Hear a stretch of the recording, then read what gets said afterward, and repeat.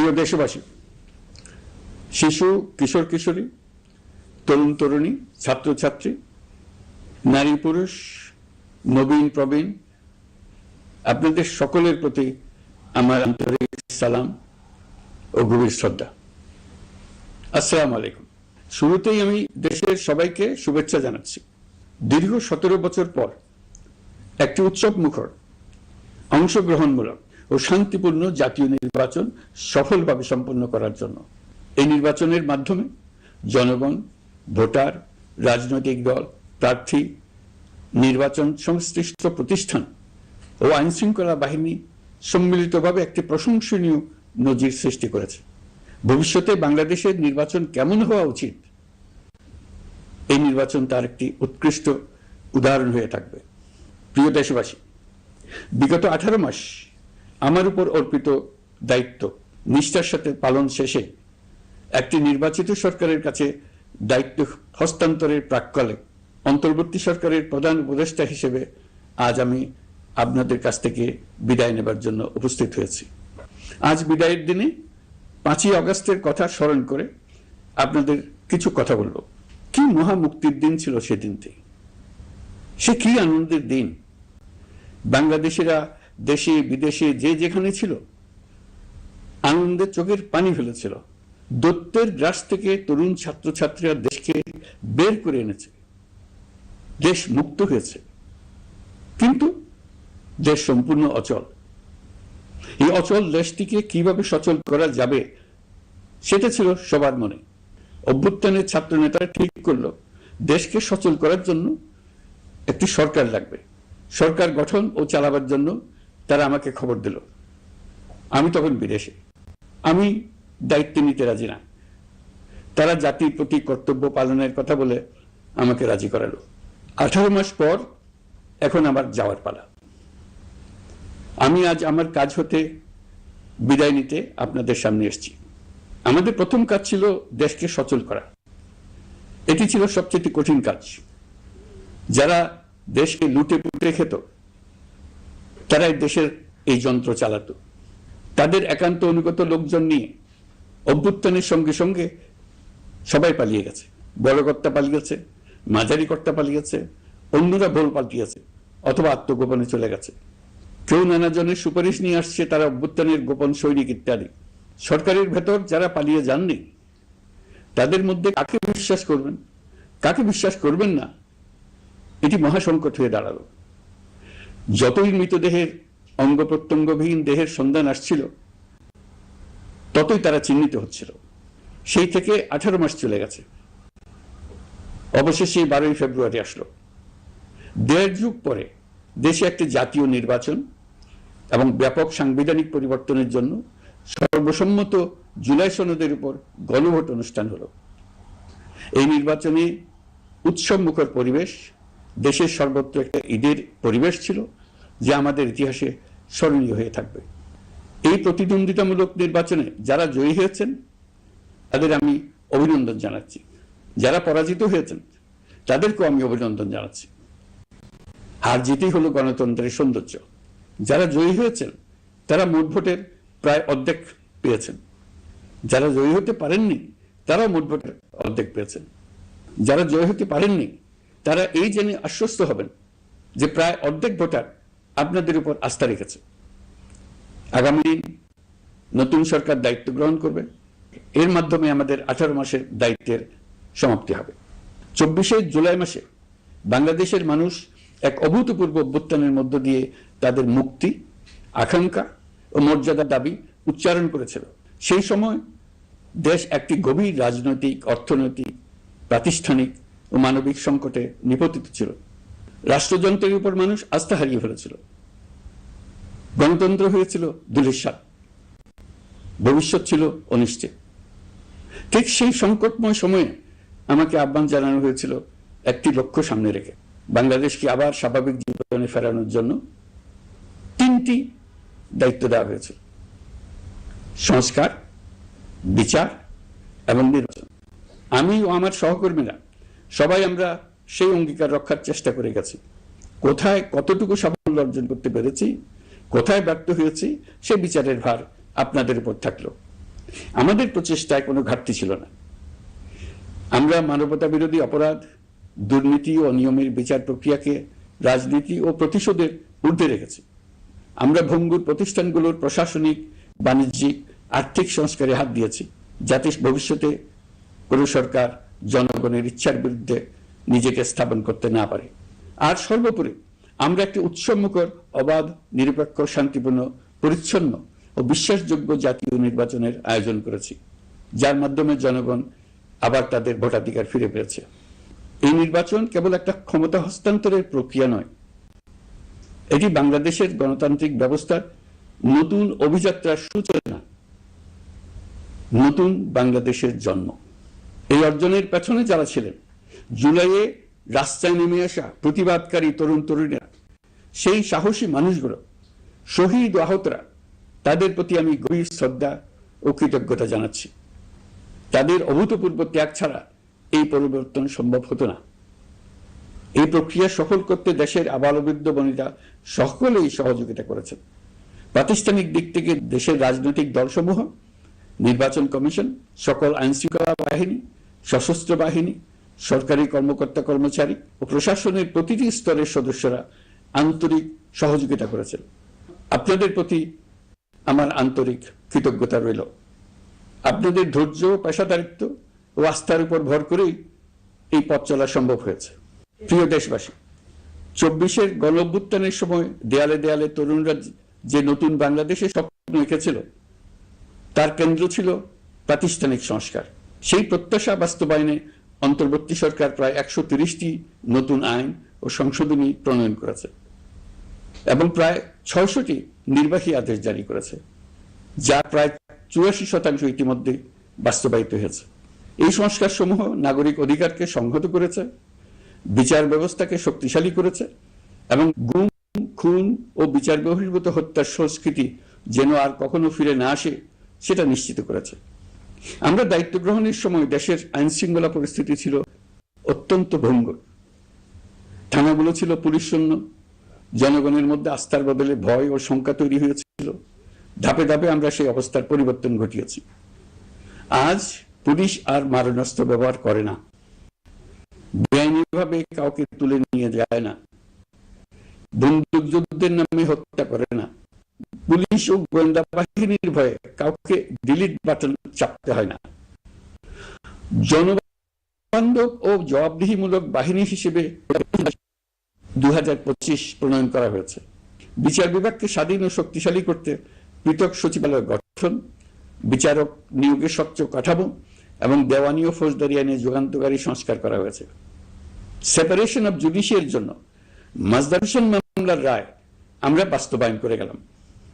গুমকে মানবতার বিরুদ্ধে অপরাধ হিসেবে স্বীকৃতি দিয়ে আন্তর্জাতিক অপরাধ ট্রাইব্যুনাল আইন সংশোধন করা হয়েছে। বিচার প্রক্রিয়াকে স্বচ্ছ করতে রায় সরাসরি সম্প্রচারের সুযোগ, বিদেশি আইনজীবী নিয়োগ এবং অন্তর্বর্তী আপিলের বিধান যুক্ত করা হয়েছে। বাংলাদেশ যেন আর কখনো মানবাধিকারহীন রাষ্ট্রে পরিণত না হয় সেই লক্ষ্যে জাতীয় মানবাধিকার কমিশন অধ্যাদেশ জারি করা হয়েছে এবং কমিশন গঠন করা হয়েছে। প্রিয় দেশবাসী, একটি সমাজ তখনই উন্নত হয় যখন তার নারীরা নিরাপদ, সম্মানিত ও সমান অধিকার প্রাপ্ত।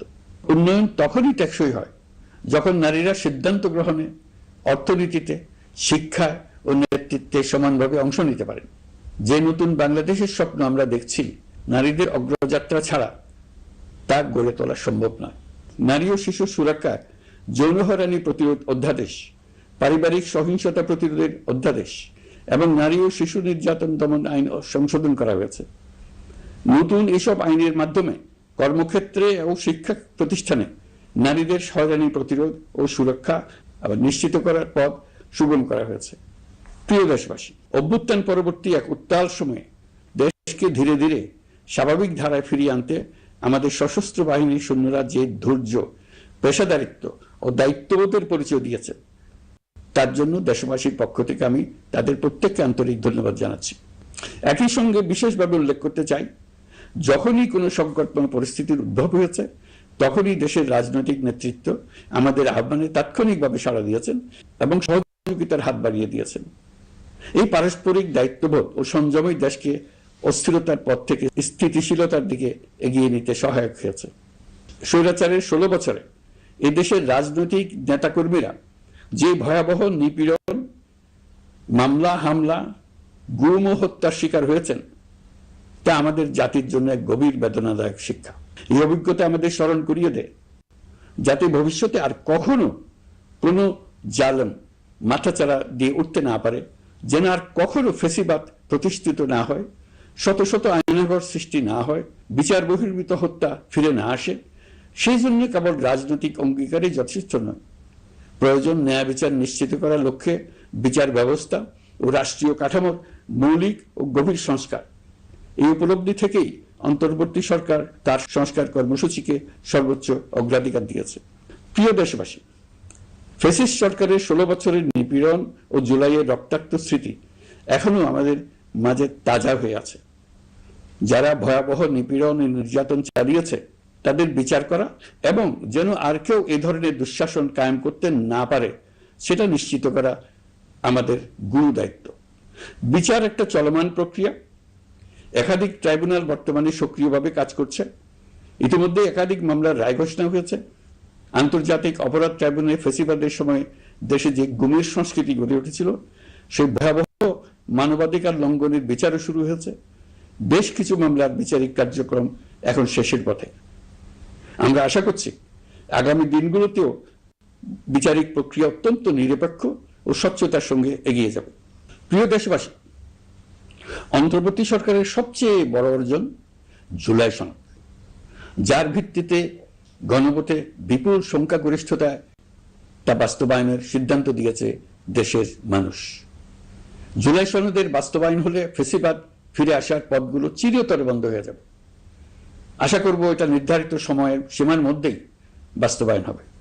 অন্তর্বর্তী সরকারের ছোট বড় ভালো মন্দ অনেক কথা ভুলে গেলেও জুলাই সনদের কথা জাতি কখনো ভুলবে না। এই সনদ রচনা এবং গণভোটে পাশ করানোর জন্য আমি সকল রাজনৈতিক দল, সামাজিক সংগঠন, অধিকার রক্ষা প্রতিষ্ঠান যারা অক্লান্ত পরিশ্রম করেছে তাদের সবাইকে আজ অভিনন্দন জানাচ্ছি। এই নির্বাচনে প্রথমবারের মতো প্রবাসীদের ভোট দেওয়ার সুযোগ সৃষ্টি করা হয়েছে। যখন একজন ভোটার গর্ব করে এই নির্বাচন ও গণভোটে ভোট দেওয়ার অভিজ্ঞতা সোশ্যাল মিডিয়ায় বলে, তখন একজন নাগরিক হিসেবে আমি আনন্দ ধরে রাখতে পারি না।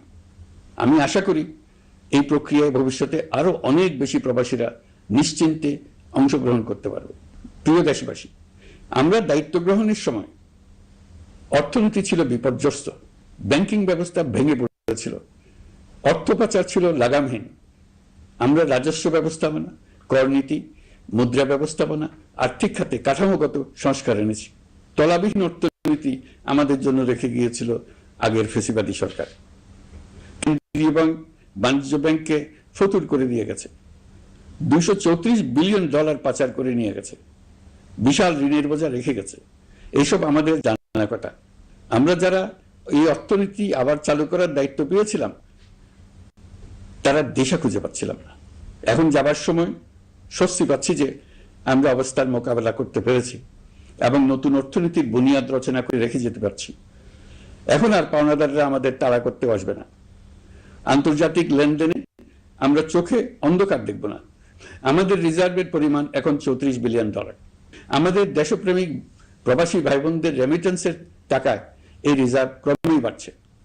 নিত্য প্রয়োজনীয় পণ্যের দাম নিয়ন্ত্রণে সরবরাহ বৃদ্ধি করা হয়েছে। টিসিবির কার্যক্রম সম্প্রসারিত হয়েছে।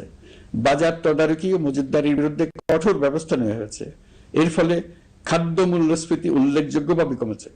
শ্রমিক অধিকারকে মানবাধিকারের অংশ হিসেবে বিবেচনা করে আন্তর্জাতিক শ্রম সংস্থার গুরুত্বপূর্ণ কনভেনশন সমূহ অনুসমর্থন করা হয়েছে, যা কর্মক্ষেত্রে শ্রমিকের নিরাপত্তা ও মর্যাদা নিশ্চিত করবে।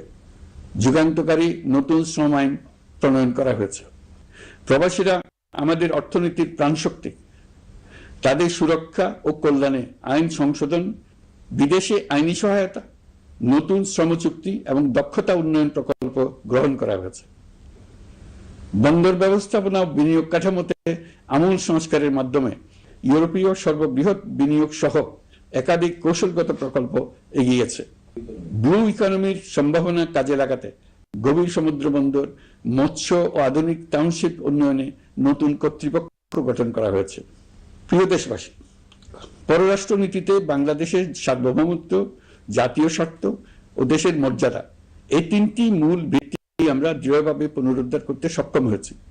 নতজানু পররাষ্ট্র নীতি কিংবা অপর দেশের নির্দেশনা ও পরামর্শ নির্ভর বাংলাদেশ এখন আর নয়। আজকের বাংলাদেশ নিজের স্বাধীন স্বার্থ রক্ষায় আত্মবিশ্বাসী, সক্রিয় ও দায়িত্বশীল। বিশ্বের সকল দেশের সঙ্গে পারস্পরিক সম্মান ও স্বার্থের ভিত্তিতে সম্পর্ক গড়ে তুলতে আমরা প্রতিশ্রুতিবদ্ধ। একই সঙ্গে ভারসাম্য বজায় রেখে ভবিষ্যতের জন্য প্রয়োজনীয় কৌশলগত সিদ্ধান্ত নিতে সক্ষম এমন একটি রাষ্ট্র হিসেবে বাংলাদেশ আজ নিজেকে প্রতিষ্ঠিত করে রেখেছে। দুঃখজনকভাবে দীর্ঘ সময় ধরে এই সংকট নিরসনে কোনো কার্যকর সমন্বিত আন্তর্জাতিক উদ্যোগ দৃশ্যমান ছিল না। দায়িত্ব গ্রহণের পর আমরা আন্তর্জাতিক অঙ্গনে মৃতপ্রায় এই ইস্যুটিকে পুনরায় বিশ্ব মনোযোগের কেন্দ্রে নিয়ে আসতে সক্ষম হয়েছে। এই সংকটের গুরুত্ব অনুধাবন করে জাতিসংঘ আমাদের পাশে দাঁড়িয়েছে। জাতিসংঘের মহাসচিব নিজে বাংলাদেশ সফর করেছেন এবং সমস্যার টেকসই সমাধানে সহায়তার অঙ্গীকার ব্যক্ত করেছেন। আমার অনুরোধে জাতিসংঘে রোহিঙ্গা বিষয়ে বিশেষ সভা অনুষ্ঠিত হয়েছে।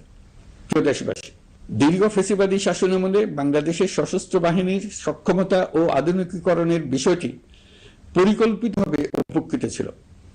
আমরা অল্প সময়ের মধ্যেই সেই অবস্থার মৌলিক পরিবর্তনের সূচনা করতে পেরেছি। দায়িত্ব গ্রহণের পর থেকেই বর্তমান সরকার সশস্ত্র বাহিনীর সক্ষমতা বৃদ্ধি, আধুনিকায়ন এবং যে কোনো ধরনের আগ্রাসন কার্যকরভাবে মোকাবেলার জন্য সশস্ত্র বাহিনীকে উপযোগী করে গড়ে তোলাকে অগ্রাধিকার দিয়েছে। সশস্ত্র বাহিনীর প্রতিরক্ষা সক্ষমতা বৃদ্ধি একটি ব্যয়বহুল প্রক্রিয়া হলেও বর্তমান বৈশ্বিক বাস্তবতায় বহির্বিশ্বের সম্ভাব্য হুমকি ও আগ্রাসন মোকাবেলার জন্য এর কোনো বিকল্প নেই। এই বাস্তবতা বিবেচনা নিয়ে অন্তর্বর্তী সরকার তার সীমিত মেয়াদের মধ্যে সেনাবাহিনী, বিমান বাহিনী ও নৌবাহিনীর সক্ষমতা বৃদ্ধিতে যুগান্তকারী পদক্ষেপ গ্রহণ করেছে।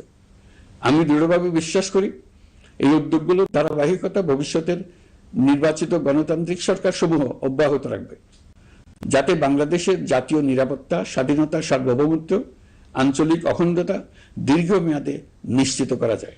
প্রিয় দেশবাসী, বাংলাদেশ এখন কেবল সংকট থেকে উত্তরণের গল্প নয়। বাংলাদেশ আজ অমিত সম্ভাবনার দেশ। আমাদের ছেলে মেয়েরা অসীম সম্ভাবনা নিয়ে জন্মায়। এটি সাহসী, সৃজনশীল, উদ্যমী তরুণদের দেশ।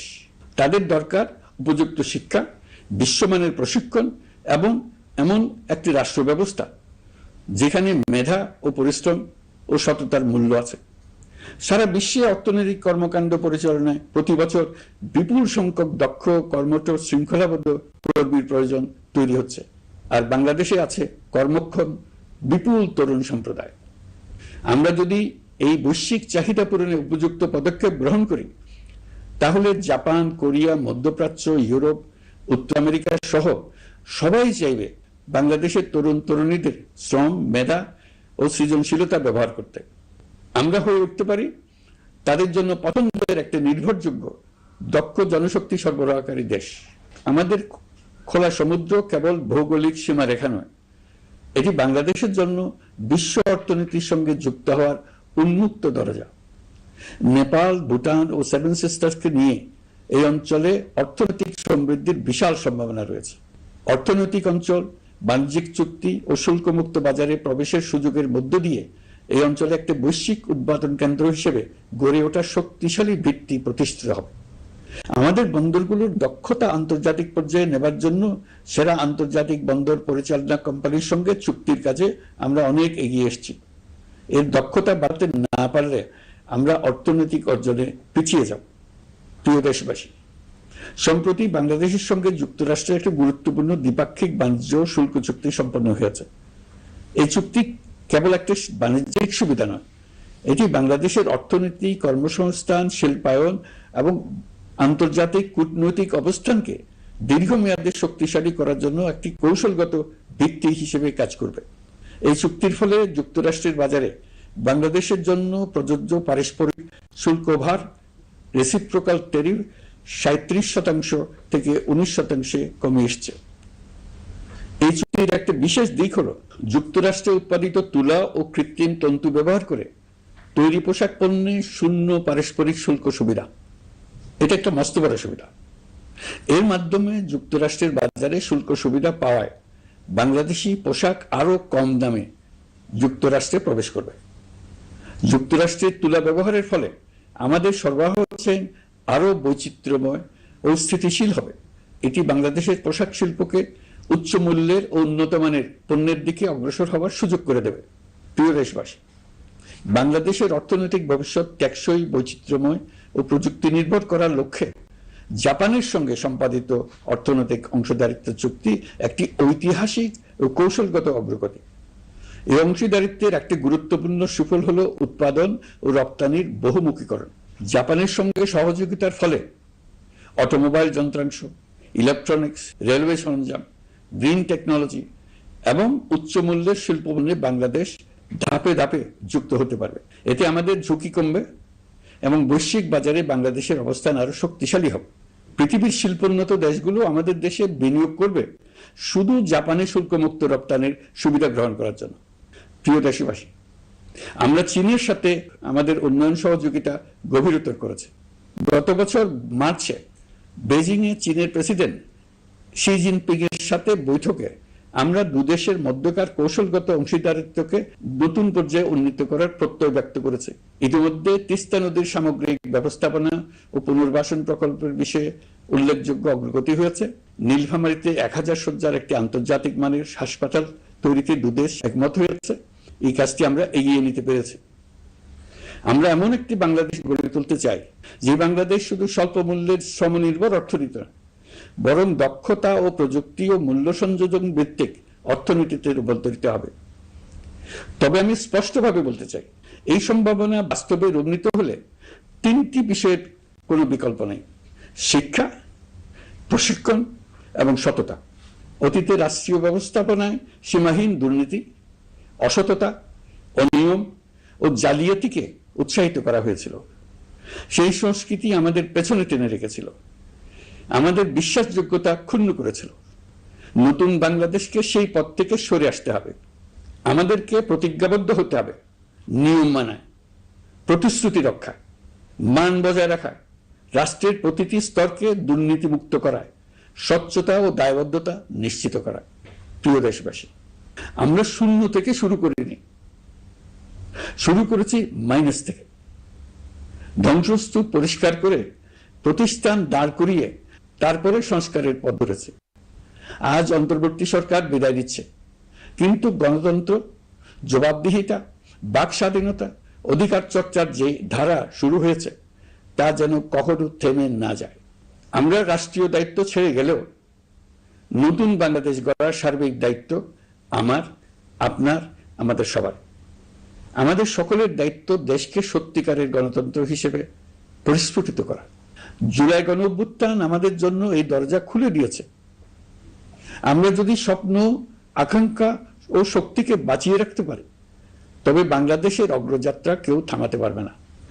গণঅভ্যুত্থানে যারা প্রাণ দিয়েছে, শরীরের অঙ্গ হারিয়ে দুঃসহ জীবনযাপন করছে, যাদের লাশ পুড়িয়ে ফেলা হয়েছে, যাদের লাশ এখনো খুঁজে পাওয়া যাচ্ছে না, যারা অল্পের জন্য বেঁচে গেছে, তাদের সকলের আত্মত্যাগকে এই জাতি যেন কোনোদিন ভুলে না যায়। প্রতিটি রাষ্ট্রীয় সিদ্ধান্ত গ্রহণে আমরা যেন তাদের ছবি মনে রেখে সিদ্ধান্ত নিই। আমাদের পরবর্তী প্রজন্মকে ক্ষমতাবানদের কিভাবে নিয়ন্ত্রণে রাখতে হয় সেই শিক্ষাটি যেন দিয়ে যেতে পারে। ক্ষমতাবানদের ক্ষমতা মানুষকে কিরকম মনুষ্যত্বহীন করে তুলতে পারে সেটা জাতির ইতিহাসে ধরে রাখার জন্য আমরা পলাতক প্রধানমন্ত্রীর বাসস্থান গণভবনকে জাতীয় জুলাই স্মৃতি জাদুঘর হিসেবে প্রতিষ্ঠিত করে রেখে যাচ্ছি। এখানে আপনাদের স্মৃতির বাস্তব নমুনা সংরক্ষণ করে রাখা হয়েছে। জাদুঘর যখন জনসাধারণের জন্য খুলে দেওয়া হবে, তখন আপনি যেখানেই থাকুন, দেশে থাকুন, বিদেশে থাকুন, আমি অনুরোধ করব আপনি সপরিবারে একবার এসে কিছুক্ষণ জাদুঘরে কাটিয়ে যাবেন। প্রিয় দেশবাসী, আসুন আমরা এমন একটি বাংলাদেশ করি যেখানে সম্ভাবনা সীমাহীন আর স্বপ্নের কোনো সীমানা নেই। গত 18 মাসে ক্রমান্বয়ে এদেশের মানুষের মধ্যে গণতন্ত্র, একটি কল্যাণমূলক শাসন ব্যবস্থা, বাক স্বাধীনতা, ক্ষমতাকে প্রশ্ন করতে পারা, সমালোচনা করতে পারা, জবাবদিহিতায় আনতে পারার যে চর্চা শুরু হলো, উৎসবমুখর পরিবেশে নির্বাচন আয়োজন করে জনগণের অধিকার নিশ্চিত হলো, এই ধারা যেন কোনো রকমেই হাতছাড়া হয়ে না যায়। আমি বিশ্বাস করি বাংলাদেশের আপামর জনসাধারণ এবং সকল রাজনৈতিক পক্ষ ইস্পাত কঠিন ঐক্যের মাধ্যমে এই ধারাকে আগামী দিনগুলোকে রক্ষা করবে, সমৃদ্ধ করবে। অধিকারের বিষয়, দেশের স্বাধীনতা সার্বভৌমত্বের বিষয়, পরবর্তী প্রজন্মের জন্য একটি সুন্দর বাংলাদেশ গড়ে তোলার প্রত্যয়ে দৃঢ় থাকতে হবে। দলমত, ধর্ম, বর্ণ, নারী পুরুষ নির্বিশেষে সবাইকে আহ্বান জানাই একটি ন্যায়ভিত্তিক, মানবিক ও গণতান্ত্রিক বাংলাদেশ গড়ে তোলার সংগ্রাম অব্যাহত রাখতে। এই আহ্বান জানিয়েই আমি অত্যন্ত আশাবাদের সঙ্গে আজ আপনাদের কাছ থেকে বিদায় নিচ্ছি। দেশের শিশু, কিশোর কিশোরী, তরুণ তরুণী, ছাত্রছাত্রী, নারী পুরুষ, নবীন প্রবীণ, আমার দায়িত্ব থেকে বিদায় নেবার এই প্রাক্কালে আপনাদের সকলের প্রতি আন্তরিক ধন্যবাদ জানাচ্ছি। আমার জন্য দোয়া করবেন। মহান আল্লাহ আমাদের সকলের সহায় হন।